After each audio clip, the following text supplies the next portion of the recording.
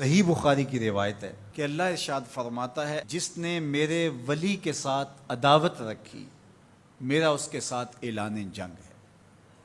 تو پھر کتنا حساس معاملہ ہو گیا جب ولی کی عداوت، ولی کی دشمنی اللہ سے دشمنی قرار پائی کہ اب اس کا میرے ساتھ اعلان جنگ ہے، تو اب پھر ہمارے لیے ضروری ہو گیا کہ ولی کو پہچانے کہ ولی ہے کون، کہیں ہم اس کی مخالفت نہ کر بیٹھیں اور ہم اللہ جل شانہ کے قہر و غضب کا شکار نہ ہو جائیں۔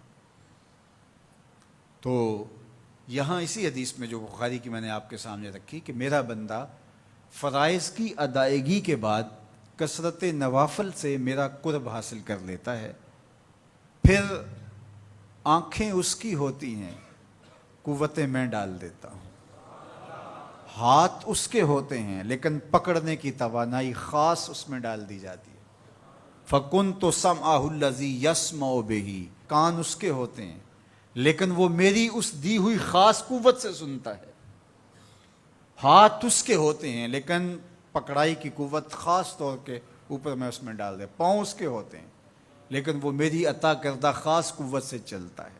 آصب بن برخیہ آنے واحد کے اندر تخت بلقیس لے آیا کہ نہ لے آیا؟ قرآن نے بیان کیا ہے نا، آنے واحد میں 1 مہینہ جاتے ہوئے لگتا تھا، 1 مہینہ آتے ہوئے لگتا تھا۔ حضرت سلیمان علیہ السلام نے کہا کہ بلقیس آ رہی ہے، بس وہ شہر سے باہر پہنچ گئی ہے، تو کوئی ہے جو اس کا تخت لے کر آئے، اس کے آنے سے پہلے حاضر کر دے۔ اور وہ تخت مکفل کر کے آئی تھی، 60 ہاتھ چوڑا تھا، 80 ہاتھ لمبا تھا اور کئی ہاتھ موٹا تھا۔ تو کہا کوئی ہے جو اس کے آنے سے پہلے لے آئے؟ قال عفریت من الجن، ایک جن کھڑا ہو گیا، کہا حضور میں لے آتا ہوں۔ کب لاؤ گے؟ کہا کہ مجلس برخاست ہونے سے پہلے پہلے تخت آ جائے گا۔ بڑی بات تھی، لیکن رسول اللہ نے کہا نہیں، مجھے اس سے بھی پہلے چاہیے۔ کیا شان ہے، پیغمبر تھے، کہا مجھے اس سے بھی پہلے چاہیے۔ تو پھر کیا ہوا؟ قرآن پڑھیے، قال الذی عندہ علم من الکتاب، جس کے پاس کتاب اللہ کے علم کا کچھ حصہ تھا۔ زبور ساری کا عالم نہیں تھا، زبور کی کچھ آیتوں کا عالم تھا۔ اس نے کہا آنا آتی کا بے، جی حضور میں لے آتا ہوں۔ یہ تو دوپہر تک لا رہا ہے، تم کب لاؤ گے؟ کہا قبل ان یرتد الیک طرفک، آپ آنکھ بعد میں جھپکیں گے، تخت پہلے پڑا ہوگا۔ یہ قرآن نے کہا ہے نا۔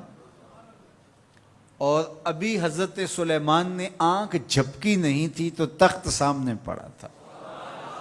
جب اس کو دیکھا تو بے ساختہ کا ھذا من فضل ربی، یہ میرے رب کا فضل ہے جس نے میری دہلیز کے ایک خادم کو یہ طاقت عطا کی ہے کہ 1 مہینے کی مسافت سے اتنا بڑا تخت آنے واحد میں آنکھ جھپکنے سے پہلے حاضر کر دیتا ہے۔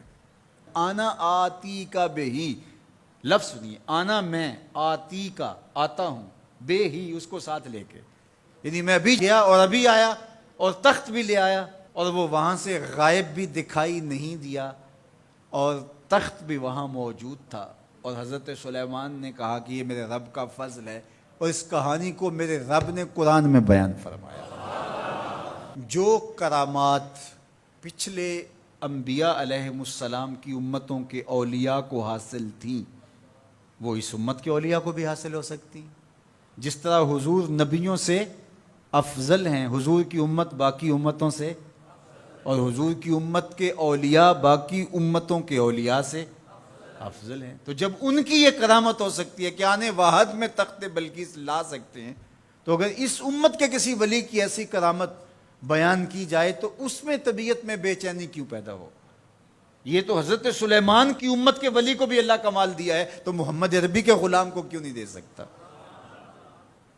تو جو حضرت شاہ نقش بند بخاری علیہ رحمہ کا ذکر کیا جاتا ہے کہ جب آپ کی خادمہ کو اور آپ سے عقیدت کا دھم بھرنے والی خاتون کو کابل میں محل کی چھت سے دھکا دے دیا گیا، اور جب وہ نیچے پہنچی تو حضرت شاہ نقش بند بخاری علیہ رحمہ نے اس کو جو ہے وہ آسانی کے ساتھ زمین پہ رکھ دیا، تو حیرت سے آنکھیں پھٹی رہ جاتی ہیں اور پوچھتی ہیں کہ آپ کب آئے، آپ تو بخارے میں تھے؟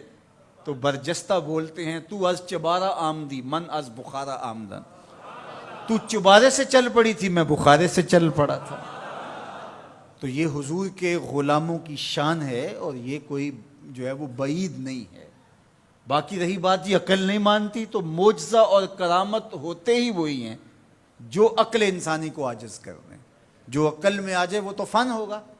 ما یعجز بہ العقل، عقل کی جہاں پہنچ نہ ہو، جو ظاہری اسباب سے ماورا ہو، جو چیزیں ما فوق الفطرت ہوں، تو انہیں ہی تو کرامت، قدرت یا معجزہ کہا جاتا ہے۔ اور اگر وہ عقل اور فہم اور ادراک میں آ جائیں تو پھر جو ہے وہ کیا ہو، تو اس کی نظیر ہمارے پاس قرآن میں موجود ہے۔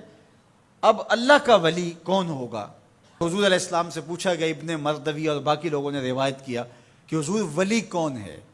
تو حضور علیہ السلام نے ارشاد فرمایا، اذا رؤوا ذکر اللہ، جس کو دیکھو خدا یاد آ جائے، جس کو دیکھنے سے رب یاد آ جائے، جس شخص کی صحبت میں بیٹھ کے رغبت دنیا کم ہو اور رغبت آخرت بڑھ جائے، اس کی صحبت غنیمت سب۔ اچھا، قرآن نے جو ولی کی علامت بیان فرمائی وہ یہ ہے، الذین آمنوا وکانوا یتقون، یعنی ولی کی جو علامتیں ہیں وہ ایمان اور تقوی ہے۔